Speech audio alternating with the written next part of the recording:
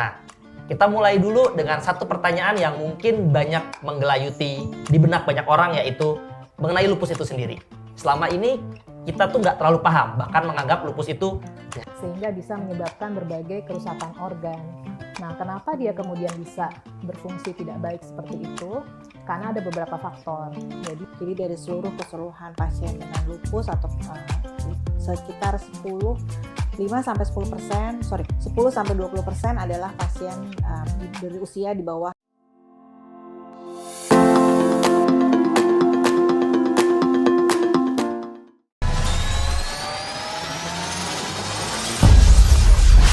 MedUI Talk. Halo semuanya, Sobat Sehat FKUI. Selamat datang di podcast MedUI Talks, podcast edukasi kesehatan dari FKUI. Nah, di bulan Mei ini ada momen penting yang namanya Hari Lupus Sedunia. Udah pada tahu belum? Kapan tanggalnya? Nah, kalau belum, saya kasih tahu nih. Tanggalnya tuh sebentar lagi, yaitu tanggal 10 Mei. Nah, tapi jujur, kita punya Hari Lupus Sedunia. Tapi penyakit lupusnya sendiri itu masih jadi misteri. Masih banyak banget orang yang belum paham tentang penyakit ini. Nah, di podcast hari ini, saya Adam Prabata akan bersama dengan dua narasumber yang sangat ahli di bidang lupus. Yang pertama, ada Dr. Alvina Widani, spesialis penyakit dalam, konsultan alergi imunologi dari Departemen Ilmu Penyakit Dalam FKUI. Selamat siang, Dok. Selamat siang, Dok. Ya, nanti kita bersama Dr. Alvina akan banyak membahas tentang lupus dari perspektif dewasa. Kenapa? Karena kita punya satu narasumber lagi yang ahli juga dari bidang anak, yaitu Dr. Rizky Amalia, spesialis anak konsultan alergi imunologi dari Departemen Ilmu Kesehatan Anak FKUI. Selamat siang, Dr. Rizky. Selamat siang, Dr. Adam. Oke, nanti kita akan banyak membahas ya dari lupus secara umum, kemudian perspektifnya dari sisi dewasa bersama Dr. Alvina dan dari sisi anak bersama Dr. Rizky. Nah, kita mulai dulu dengan satu pertanyaan yang mungkin banyak menggelayuti di benak banyak orang, yaitu mengenai lupus itu sendiri. Selama ini kita tuh nggak terlalu paham, bahkan menganggap lupus itu penyakit apa sih?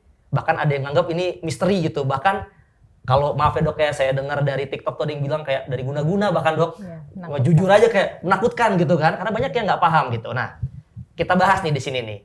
Sebenarnya nih, Dok, lupus itu apa sih, Dok, sebenarnya? Ya, jadi lupus itu merupakan salah satu penyakit autoimun yang sistemik. Dia memang cukup banyak sehingga lebih dikenal istilahnya.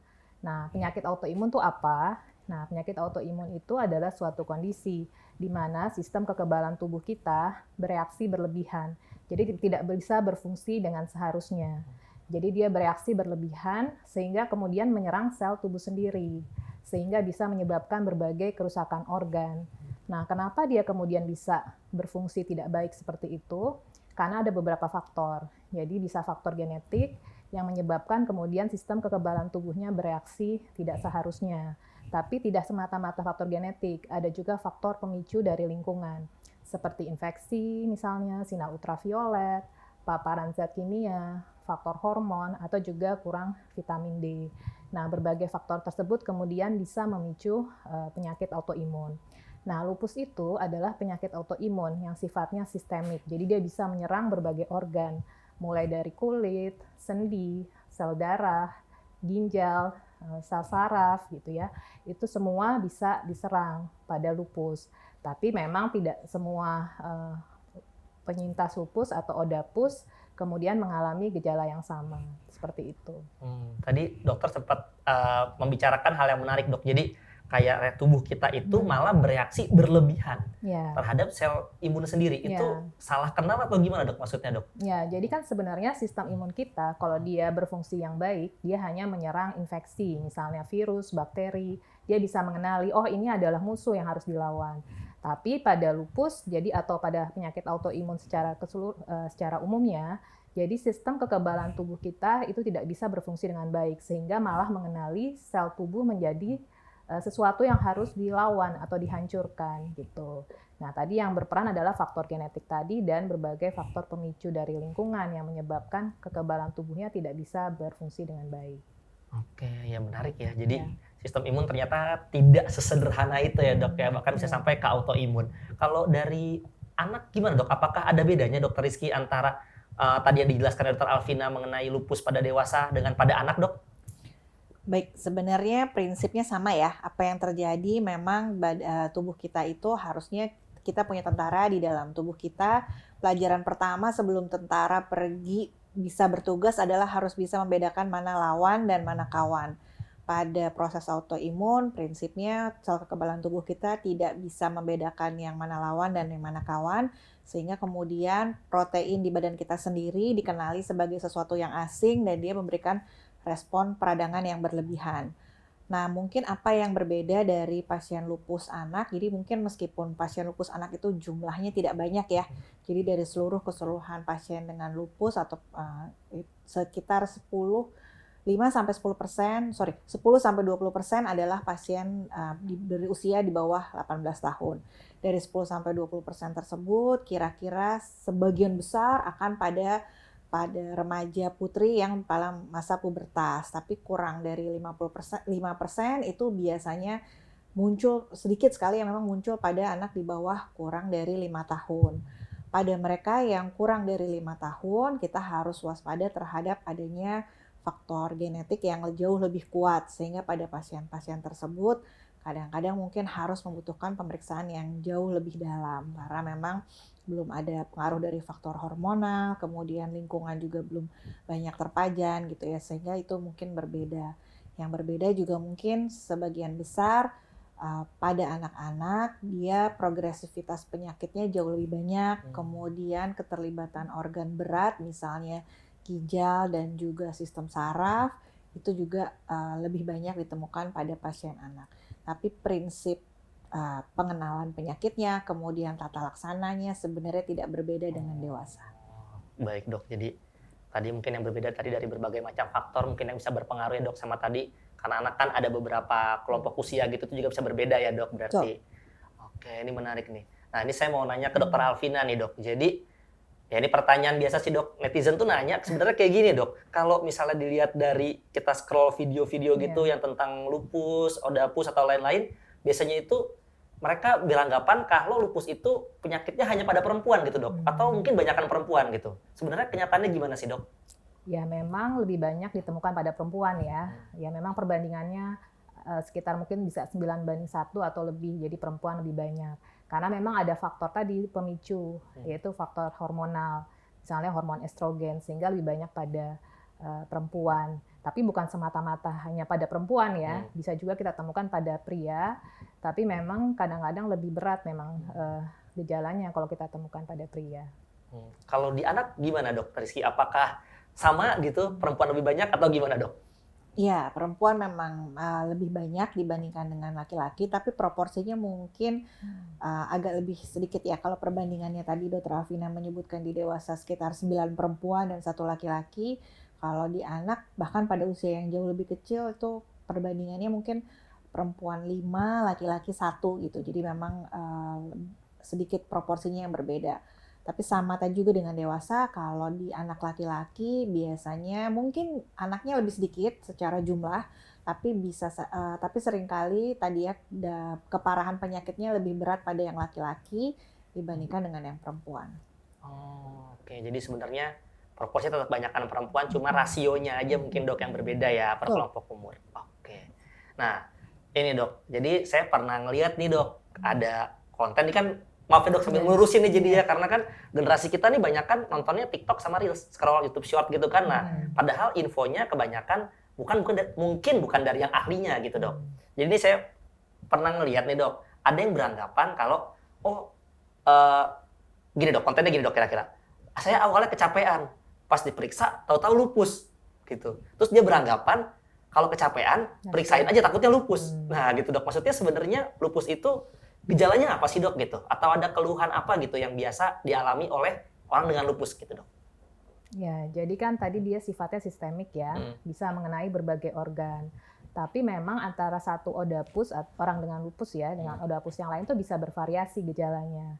Jadi ada yang bisa ringan gitu, keluhannya mungkin hanya tadi ya, mudah lelah, terus nyeri sendi dengan kelainan kulit. Tapi bisa juga ada yang datang langsung berat, misalnya langsung kelainan kena ke saraf misalnya.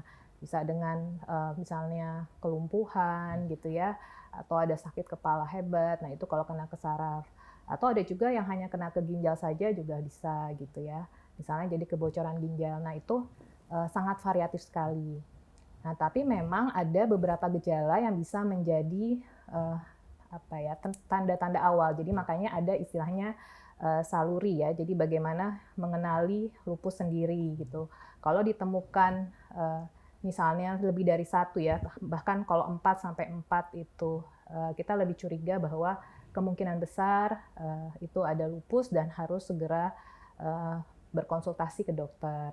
Nah, ada beberapa gejala ya, salah satunya tadi disebutkan, misalnya mudah lelah gitu ya, kemudian demam lama yang berkepanjangan misalnya, kemudian ada ruam di kulit yang khas itu bila ada seperti kupu-kupu gitu ya, kemudian ada juga fotosensitivitas, jadi kalau kena sinar matahari kemudian jadi kemerahan gitu. Bisa juga nyeri dan kaku sendi itu yang kemudian berulang cukup lama, dan juga ada sariawan yang bisa berulang. Nah, kalau misalnya kena ke sel darah, dia bisa menyebabkan anemia, penurunan sel trombosit atau sel darah putih. Kalau kena ke ginjal misalnya bisa menyebabkan kebocoran ginjal. Nah, cuman yang harus diperhatikan adalah masing-masing gejala tersebut tidak hanya disebabkan oleh lupus. Jadi bukan berarti kalau kita anemia nih pasti lupus gitu. Belum tentu. Misalnya anemia pada perempuan lebih sering karena zat besi gitu ya, kurang zat besi, defisiensi zat besi.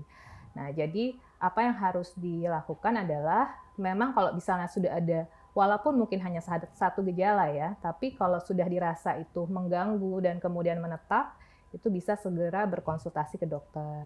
Tapi kalau misalnya ditemukan sampai 4 gejala, itu harus lebih curiga lagi, kecurigaannya lebih kuat. Ya, lebih dari 1 gejala itu juga udah harus waspada. Jadi intinya adalah kadang-kadang memang ada yang awal-awal mungkin hanya ditemukan 1 gejala misalnya, tapi itu sudah khas sehingga dokter kemudian bisa berpikir, oh ini kemungkinan memang harus kita periksa lebih lanjut nih gitu. Jadi kalau ada gejala-gejala tersebut, yang penting jangan langsung ngambil kesimpulan sendiri. Memang kalau sudah mengganggu bisa berkonsultasi ke dokter. Nah, kedengeran nggak tadi Dr. Alvina ngomong apa? Ada yang perlu banget di-highlight, itu adalah jangan ngambil diagnosis sendiri. Jangan mikir-mikir sendiri gitu. Apalagi percaya tuh video TikTok yang bilang, saya lemes terus saya lupus. Tuh beneran kalau misalnya memang ada gejala, kayak Dr. Alvina juga bilang, langsung kontrol ke dokter aja ya dok ya, diperiksakan gitu. Supaya kita memang tahu. Karena tadi belum tentu gejalanya itu gara-gara lupus atau memang kan bisa bersendiri-sendiri atau dalam satu kelompok gitu kan. Jadi tadi perlu diingat ya, ini notes yang penting banget. Jadi jangan diagnosis sendiri ya. Sempatkan berobat ke dokter kalau memang ada keluhan-keluhan yang tadi sudah dikatakan oleh Dr. Alvina. Nah ini saya mau ke Dr. Rizky nih, karena saya penasaran kalau dewasa kan kita bisa lebih mudah ya dok, ekspresif gitu kalau ada keluhan.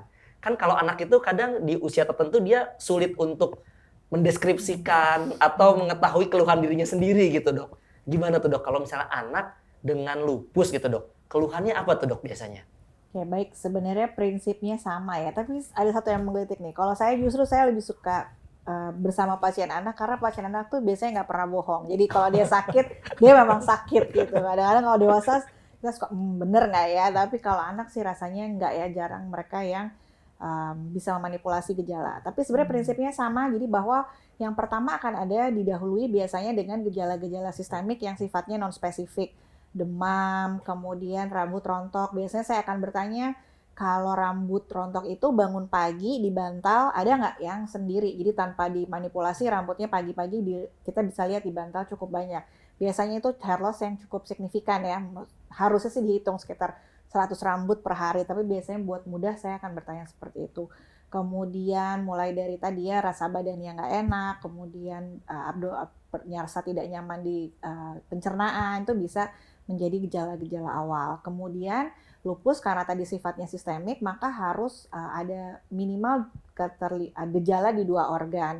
Tadi Dr. Alvina sudah menjelaskan ya, bisa dari kulit, sel darah, kemudian persendian, hingga yang cukup berat yang kita harus waspada adalah ginjal dan juga ginjal dan sistem saraf.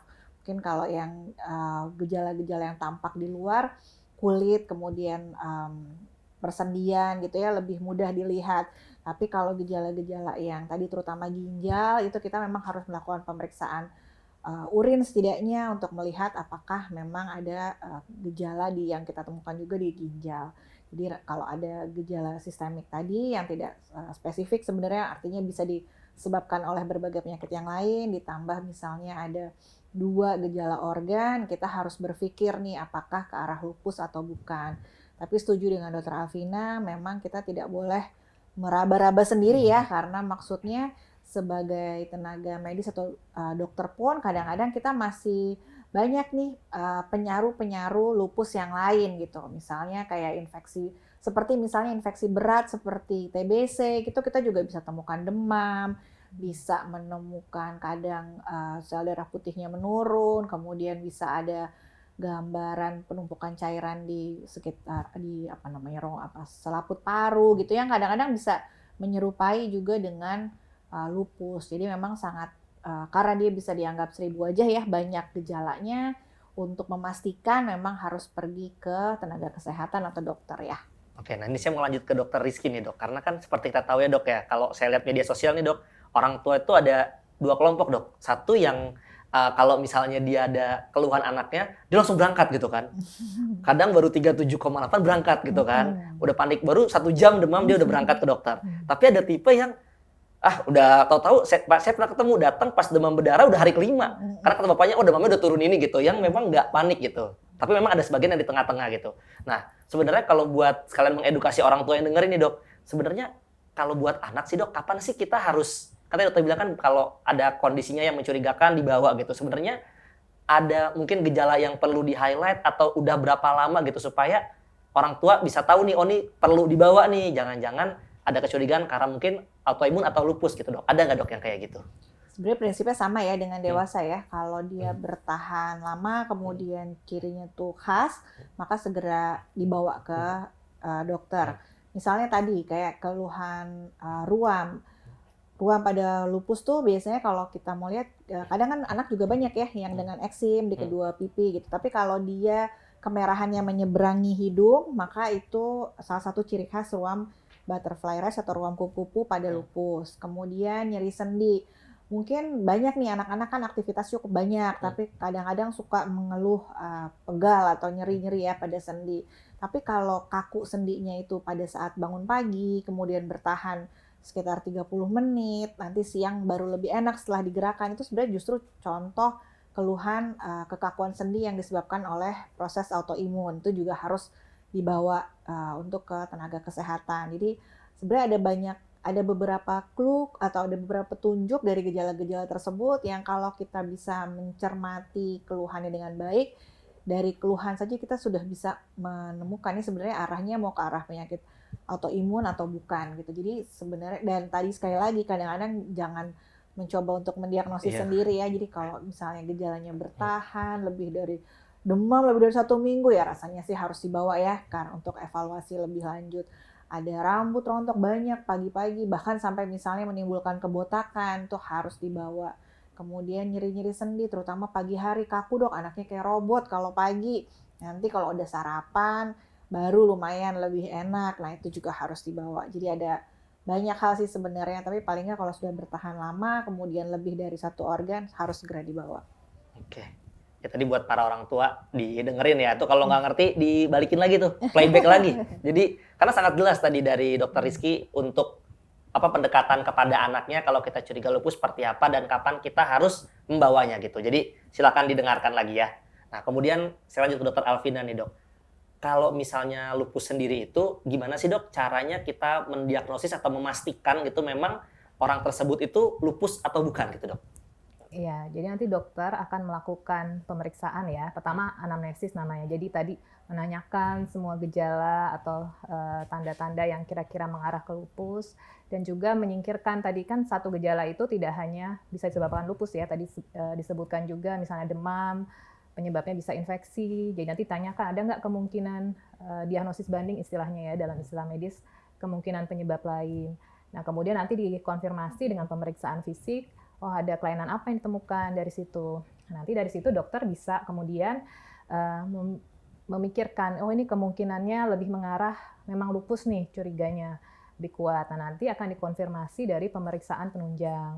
Nah pemeriksaan penunjang yang sering dilakukan adalah pemeriksaan darah.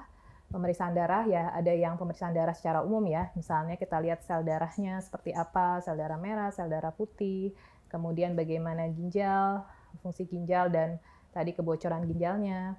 Nah yang untuk mengkonfirmasi adalah pemeriksaan imunologi. Ada pemeriksaan namanya pemeriksaan autoantibody, ada yang namanya ANA, itu singkatan dari antinuklear antibody ya.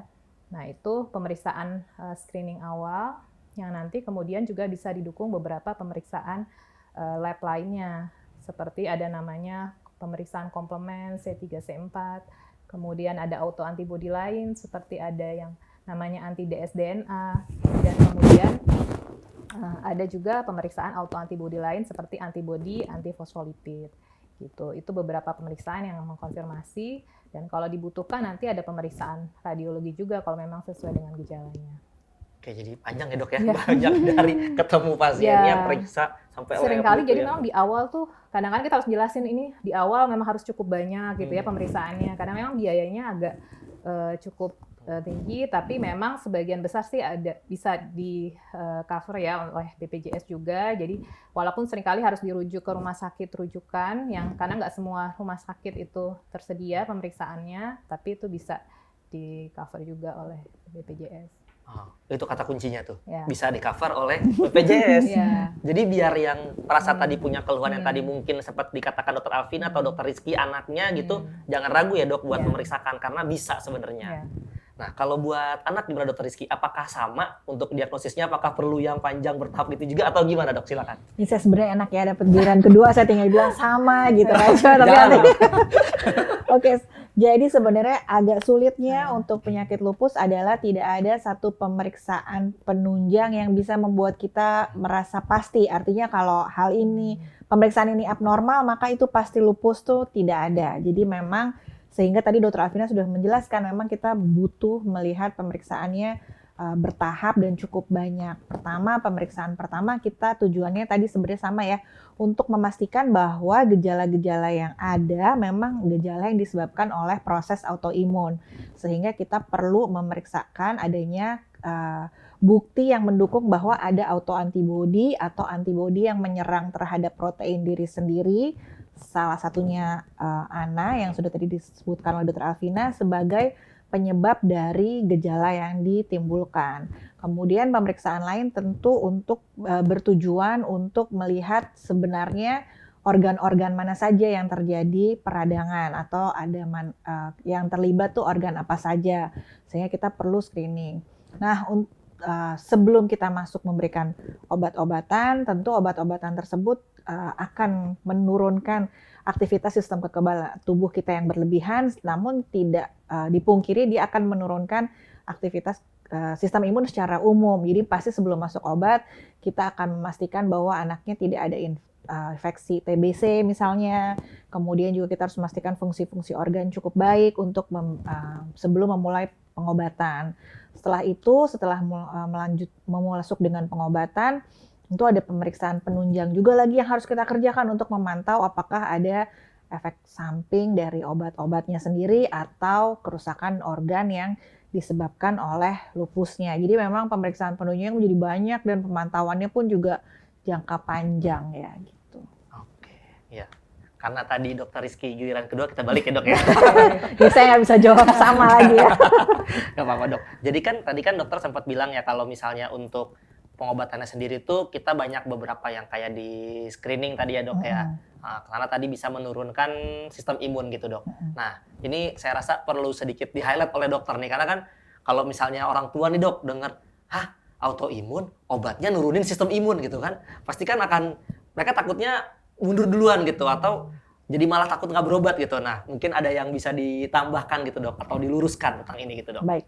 Sebenarnya tata laksana atau pengobatan atau manajemen kita terhadap anak dengan lupus ada beberapa tujuan ya.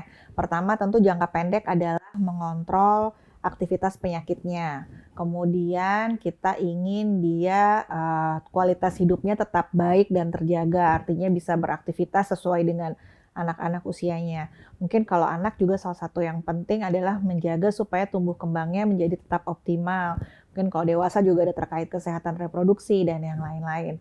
Nah, tadi gimana caranya untuk mencapai target-target tersebut? Kita akan memberikan obat-obat yang prinsipnya dia akan berusaha untuk menurunkan aktivitas sistem kekebalan tubuh kita yang berespon berlebihan terhadap protein di badan kita sendiri tadi.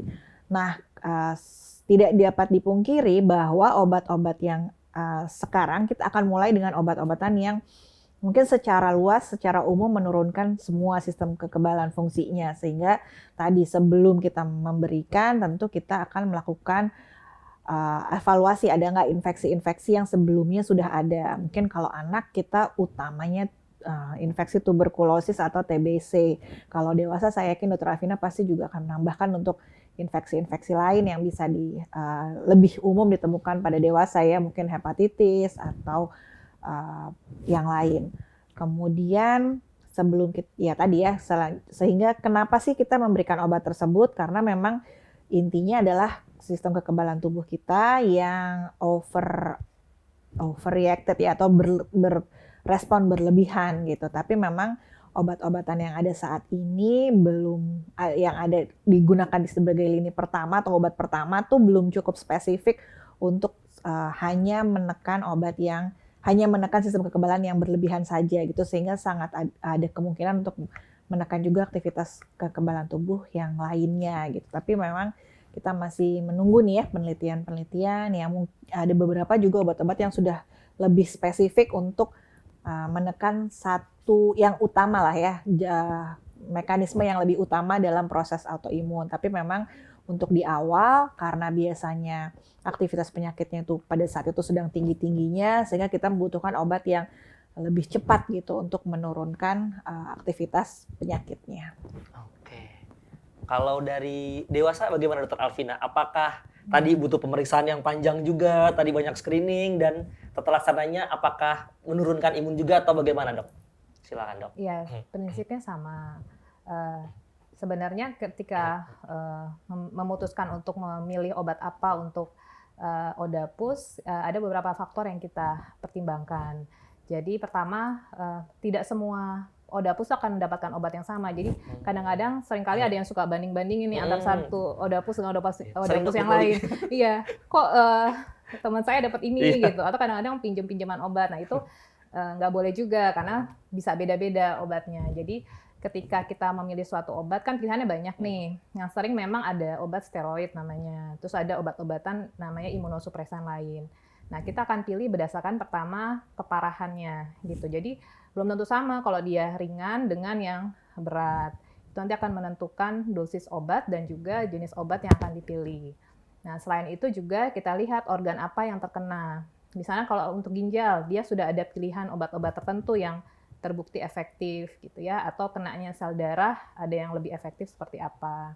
Nah, selanjutnya kita juga mempertimbangkan fungsi organ. Jadi kalau yang sudah ada gangguan ginjal, kita pilih obat yang nggak mengganggu ginjal gitu ya. Jadi jangan khawatir juga, dokter pasti akan memilih obat yang terbaik sesuai dengan tiap orang akan berbeda-beda sesuai dengan tadi fungsi organnya dan akan dipantau efek sampingnya gitu ya. Jadi kalau sudah ada masalah ginjal ya kita nggak pilih yang akan memperberat ginjal.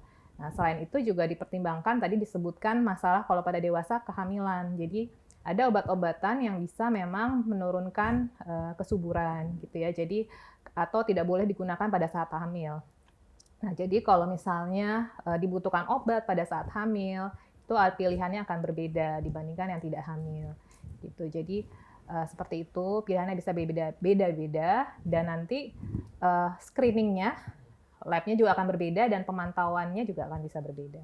Oke, tadi sudah cukup jelas ya. Oke, berikutnya saya mau nanya ke Dokter Rizky nih dok. Nah, ini pasti pertanyaan semua orang tua yang anaknya dengan lupus dok. Dok, kalau misalnya anaknya kena lupus, masih bisa main sama sekolah kayak biasa nggak dok? Oke, baik. Tadi menambahkan sedikit bahwa selain obat-obatan juga ada hal-hal terkait kita sebutnya non farmakoterapi ya, atau obat bukan hanya sekedar obat. yang tentu tujuannya semua ingin menunjang supaya anaknya bisa tumbuh kembang dan beraktivitas seperti anak sehat lainnya. Jadi kita akan ada beberapa hal yang perlu digarisbawahi. Pertama, misalnya memang kita tahu bahwa salah satu pemicunya itu adalah sinar UV atau yang biasanya pajanannya dari matahari ya, sehingga kita kemudian akan meminta untuk menggunakan sunscreen.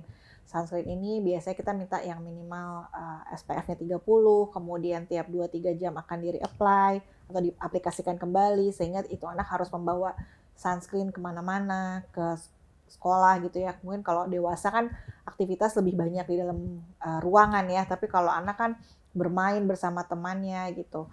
Kemudian, nah mungkin untuk sekolah tentu sebenarnya tidak ada batasan ya. Kita kan tujuannya melakukan memberikan obat-obatan itu supaya dia bisa kembali beraktivitas. Tapi hanya yang menjadi batasan biasanya saya minta 2 sih. Yang pertama tadi terkait matahari. Jadi kalau bisa tidak beraktivitas langsung di bawah sinar matahari. Kemudian yang kedua adalah aktivitas fisik. Saya akan minta pasiennya untuk mengenali dirinya sendiri karena biasanya kan udah mulai remaja ya. Jadi kalau kamu sudah merasa, kamu harus tahu batasan dirimu sendiri. Kalau kamu kemudian sudah merasa lelah, yang kira-kira atau aktivitasnya akan berlebihan membuat kamu lelah secara fisik gitu ya, maka dia harus membatasi sendiri. Jadi supaya tahu batasannya. Tapi selama dia aktivitas penyakitnya terkontrol, kemudian menggunakan sunscreen yang rutin, maka olahraga ringan tuh justru sangat dianjurkan untuk anak-anak tersebut gitu. Oke. Nah ini saya mau pindah ke Dr. Alvina nih, karena kan tadi Dr. Rizky sempat meng-highlight masalah UV ya dok ya tadi buat anak. Nah mungkin dokter tahu nih dok, kalau misalnya sekarang itu ya yang lagi tren di masyarakat kita adalah orang lari 5 kilo, 10 kilo, half marathon, full marathon, di mana itu kan mau nggak mau ada UV ya, maksudnya mau nggak mau terpapar gitu. Nah seandainya misalnya orang itu misalnya kebetulan memang aktif olahraga gitu sebelumnya, rutin kena sinar matahari dan lain-lain, ketika misalnya seandainya terdiagnosis lupus gitu, bagaimana maksudnya tentang gaya hidupnya gitu, atau apakah ada gaya hidup khusus yang mesti dijalani gitu dok? Ya, pertama terkait dengan aktivitas ya, tadi sebenarnya mirip juga dengan yang disampaikan tadi pada anak. Jadi ya pertama kita harus menyesuaikan dengan kemampuan gitu ya. Memang kadang-kadang ada yang sebelum sakit itu dia mampu untuk sampai half marathon gitu ya. Tapi kan memang ketika sudah mengalami lupus, dia daya tahan tubuhnya juga menurun. Tadi ada berbagai faktor, mungkin efek samping obat yang harus kemudian dijaga gitu ya. Jadi memang harus mengenali diri sendiri gitu ya, harus menyesuaikan. Kalau memang kita bisa mulai bertahap gitu aktivitasnya, olahraganya. Dan yang harus diperhatikan kalau bisa mencari waktu yang memang tidak paparan sinar ultravioletnya tidak dalam yang tinggi intensitasnya gitu ya. Jadi kan lari bisa kadang-kadang sore ya bisa juga ya, atau pagi ketika sebelum jam 10 itu kan tidak terlalu terik, tapi tetap harus menggunakan misalnya tadi pelindung topi misalnya, juga pakaiannya yang karena memang itu bisa menjadi pemicu gitu, pemicu dari kekambuhan lupusnya. Itu dari segi aktivitas. Nah, ada berbagai faktor yang juga bisa mempengaruhi daya tahan tubuh, seperti istirahat. Kalau istirahatnya kurang dan tidurnya tidak berkualitas, itu juga bisa mempengaruhi daya tahan tubuh. Kemudian yang cukup banyak juga pada dewasa menjadi pemicu adalah stres. Jadi stres tidak hanya fisik yang berat ya, tapi juga psikis itu seringkali menjadi pemicu gitu. Jadi pemicu awal terdiagnosis atau kadang-kadang memicu kekambuhan. Karena daya tahan tubuh itu dipengaruhi juga oleh faktor psikologis. Nah, kemudian juga yang harus diperhatikan adalah makanan. Itu yang sering menjadi pertanyaan. Kalau pasien baru selalu nanya, saya boleh makan apa gitu. Karena kan memang banyak baca-baca gitu ya. Prinsipnya adalah makanan sehat dan seimbang gitu ya. Jadi sehat dalam arti mengurangi makanan processed food. Jadi ultra processed food yang diolah, kemudian mendapat zat adiktif, pengawet, pewarna, itu kita minimalisir. Jadi usahakan sebisa mungkin makan makanan rumahan yang minim pengolahan. Jadi maksudnya makanan dari bahan makanan diolah kemudian dimakan gitu ya, meminimalkan zat-zat kimia. Ya cukup buah, sayur, bukan berarti tidak boleh makan karbohidrat juga. Nah, terus kita juga harus mengenali diri kita, karena memang ada beberapa orang yang memang punya genetik juga, dia tidak bisa makan makanan tertentu. Jadi, seperti memang ada namanya celiac disease. Kadang-kadang orang suka nanya, saya boleh, yang sering banyak tanya kan gluten ya sekarang gitu, boleh nggak sih makan gluten gitu. Apakah itu bisa memicu autoimun atau tidak? Nah, sebenarnya ada memang orang yang memiliki genetik yang dia tidak bisa memang makan gluten itu karena bisa memicu autoimun yang namanya celiac disease yang juga seringkali pada satu orang dengan autoimun atau autoimun itu bisa memiliki beberapa autoimun. Misalnya ada lupus tapi dia juga punya autoimun celiac disease itu, dia juga punya mungkin ada namanya tiroid autoimun. Nah, kalau dia memang punya genetik yang tidak bisa memakan makanan tertentu seperti gluten tadi ya sebaiknya menghindari. Nah, seharusnya menghindari karena bisa jadi pemicu juga dari gejala autoimunnya. Tapi kalau kita tidak tahu tentang hal itu ya yang penting tadi prinsip diet makan sehat itu dan kita bisa mengenali kadang-kadang bisa dikenali juga kalau makan makanan tertentu nih bisa memicu nih kambuh autoimun atau gejala lupusnya itu juga bisa dihindari. Jadi memang harus mengenali juga dari diri masing-masing ya. Oh, oke. Gitu. Kalau Dokter Rizky, kalau buat anak ada pantangan juga nggak makannya? Pertanyaan umum juga tuh soalnya. Sebenarnya prinsipnya sama ya, jadi kita memang apalagi pada anak asupan nutrisi itu penting untuk menjaga tumbuh kembang. Jadi biasanya sama prinsipnya adalah makan makanan yang sehat. Sebisa mungkin menghindari makanan junk food gitu ya. Kemudian kita sih mintanya asupan nutrisinya sesuai dengan kebutuhan, sesuai usianya. Jadi memang tidak ada pembatasan tertentu selama memang dia tidak ada alergi atau yang lainnya terhadap bahan makanan tertentu. Jadi kita mintanya hanya makan sehat, kemudian sesuai dengan kebutuhan nutrisinya. Nah kadang-kadang kalau anak-anak ya apalagi sudah masuk remaja tuh mulai ini sih biasanya, aku boleh dong dikasih cheat day gitu ya satu, karena kan bosen ya temennya boleh makan yang aneh-aneh, ajaib, terus dia cuman aku makannya gini doang gitu sih.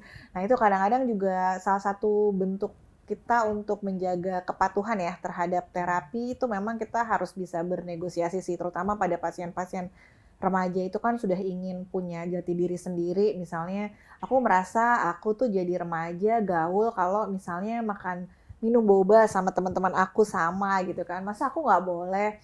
Kadang-kadang ya terpaksa kita menjadi harus lebih bisa bernegosiasi dan berkompromi ya.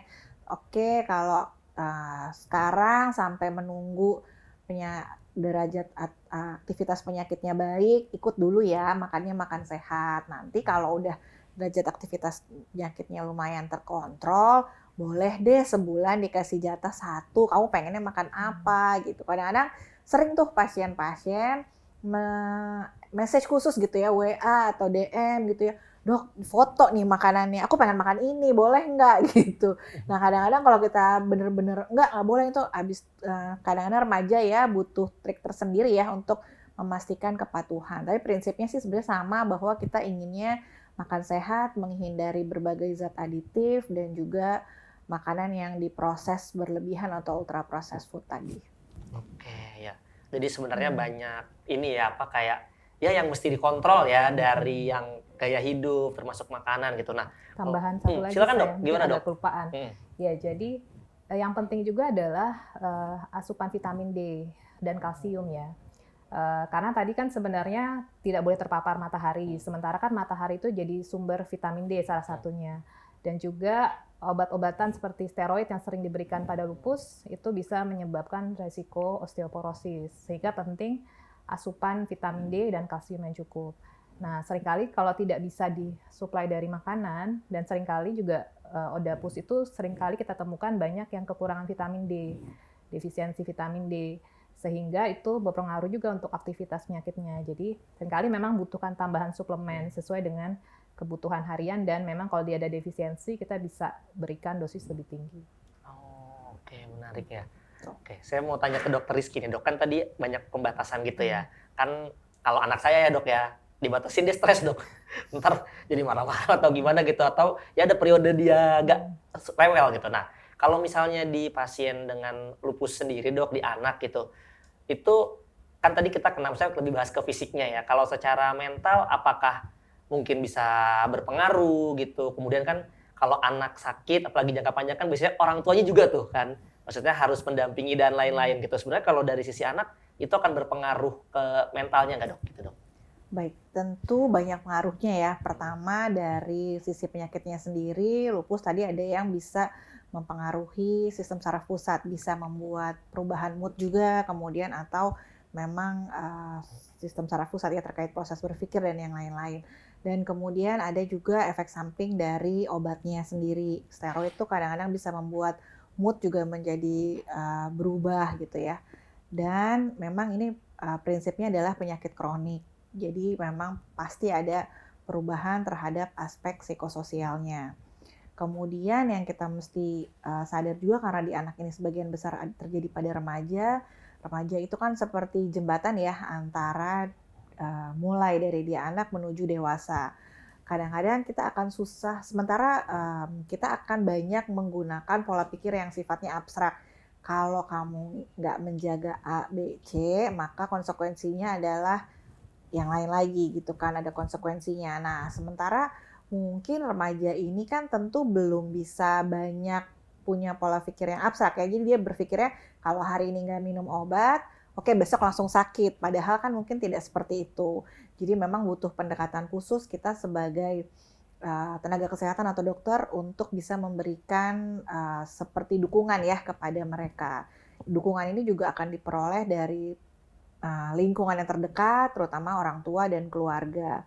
Kemudian kita juga dokter akan selalu men-screening ya apakah ada hal-hal terkait perubahan mood atau misalnya yang mengganggu proses pikir gitu ya selama kita memantau anak-anak dengan lupus tadi. Kalau misalnya ada, tentu kita akan bekerja sama dengan misalnya sejawat dari kesehatan jiwa gitu ya.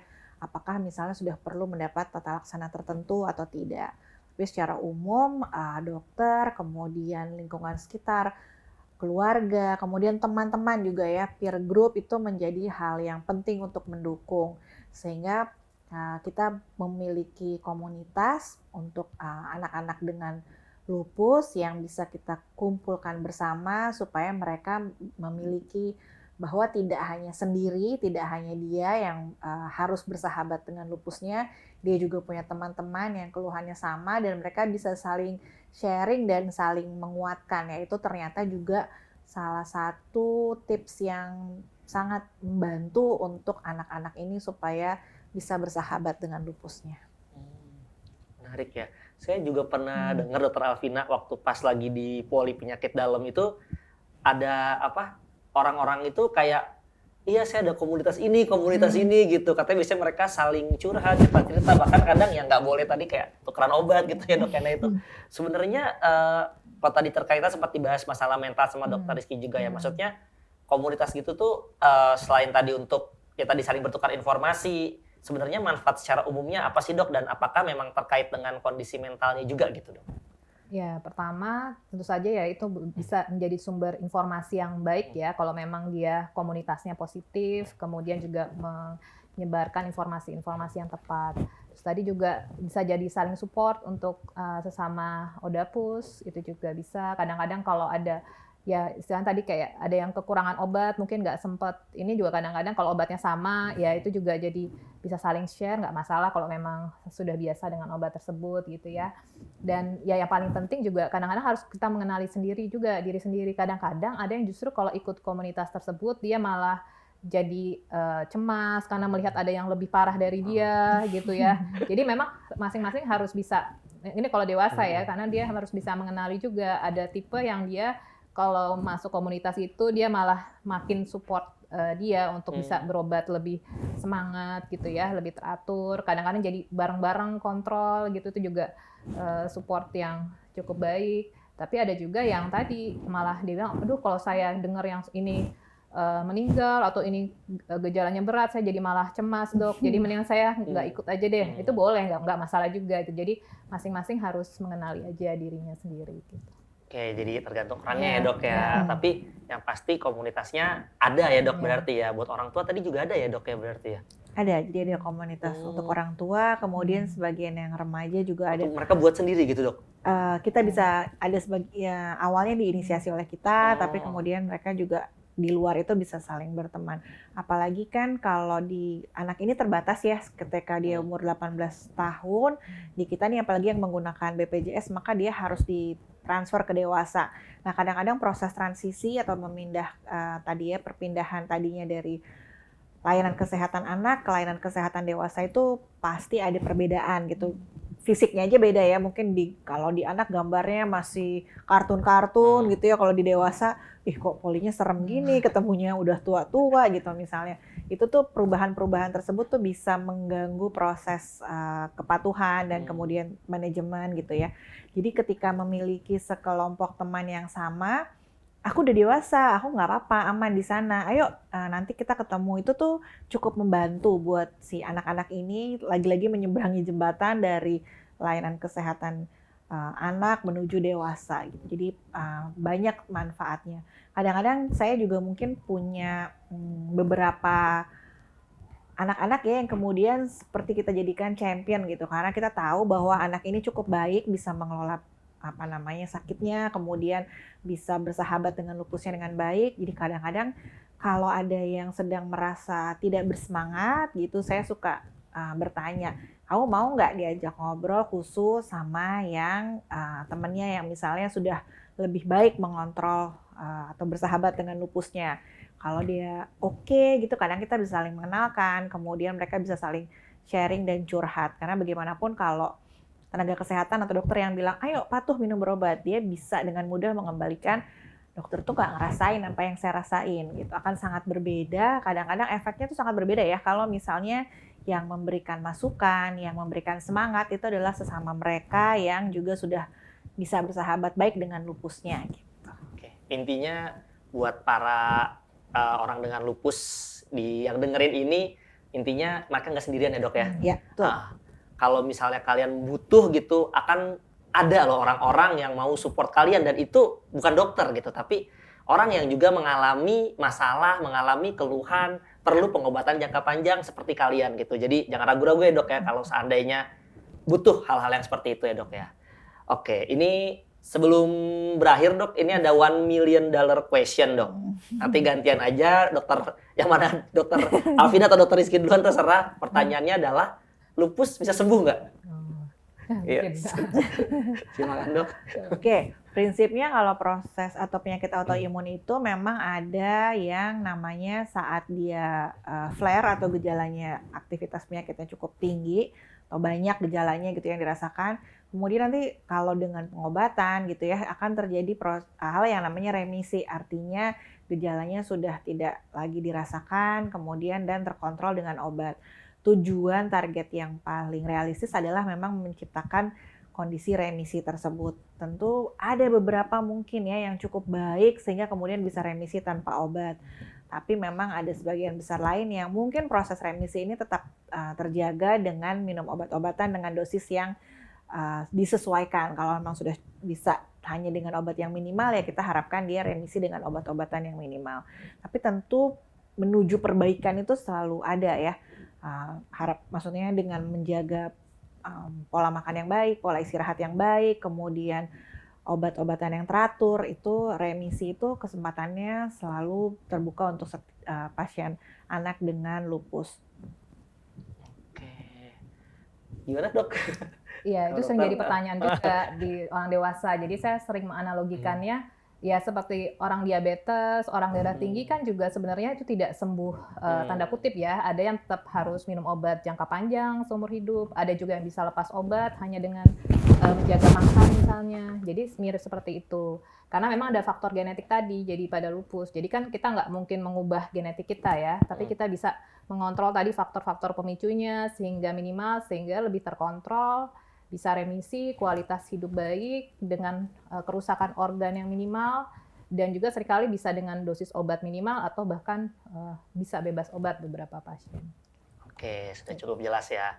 Oke dok, jadi di momen Hari Lupus Sedunia tanggal 10 Mei ini nih, ada pesan-pesan kan nih dari dokter Rizky dulu mungkin buat anak atau remaja mungkin ya, kan kayak yang lebih denger nih yang remaja sama yang orang tua dok. Mungkin orang tua dengan anaknya yang lupus, tentang lupus ini, Hari Lupus ini, apakah ada pesan dok? Silakan. Oke, baik. Untuk yang memang sudah dengan lupus, mari kita tetap semangat, bersahabat dengan lupusnya. Remisi itu sesuatu yang bisa terjadi, bisa kita capai bersama-sama. Nah, mungkin untuk orang tua yang galau, apakah ada gejala-gejala yang kira-kira berhubungan dengan lupus, pesannya adalah silahkan datang ke tenaga kesehatan atau dokter terdekat untuk memastikan apakah sesuai dengan lupus atau bukan. Jangan melakukan diagnosis sendiri. Oke, silakan Dr. Alvina. Ya, jadi yang paling penting adalah mendiagnosis dini, bisa mengenali dini. Jadi kalau tadi merasakan ada keluhan-keluhan tadi yang mengarah ke arah lupus, segera berkonsultasi dengan dokter, gitu ya. Nanti akan dicari tahu, tapi juga jangan jadi kemudian takut berlebihan, karena tadi berbagai gejala tersebut bisa saja disebabkan oleh penyebab yang lain. Dan yang penting kalau bisa dideteksi dini, pengobatannya akan lebih efektif, sehingga tadi seringkali respon pengobatan lebih baik, kemudian juga bisa remisi lebih baik, dan kerusakan organ juga bisa dicegah. Terima kasih banyak ya Dr. Alvina dan Dr. Rizky. Ini saya mau highlight dua kata-kata yang tadi dari pesan-pesannya yang penting banget nih buat para sobat sehat ya. Jadi untuk sobat sehat FKUI di sini tadi saya senang banget Dr. Rizky tuh highlightnya kata-katanya bagus. Bersahabat dengan lupus. Itu penting banget terutama buat para anak ya. Jadi supaya tidak menganggap itu sebagai sesuatu yang mungkin sangat berat dan mungkin bisa lebih lebih baik dalam menanggulanginya, mau lebih rutin berobat dan juga tentunya saling bekerja sama dengan orang tuanya gitu ya. Kalau dari Dr. Alvina tadi yang saya highlight adalah jangan diagnosis sendiri kayak yang di video-video TikTok itu, dan bila memungkinkan segera deteksi dini supaya hasilnya bisa lebih baik. Terima kasih banyak nih Dr. Alvina, Dr. Rizky atas kesempatannya. Ini sangat membuka cakrawala, sangat kalau saya sendiri banyak belajar dari dokter berdua. Oke. Kalau begitu terima kasih dokter untuk podcast Med UI Talks ini tentang lupus. Dengan ini saya selesai ya dok ya. Saya izin pamit. Terima kasih banyak dokter semua atas kesempatannya. Semoga kita bisa bertemu di lain waktu. Selamat Hari Lupus Sedunia tanggal 10 Mei. Terima kasih. Terima kasih.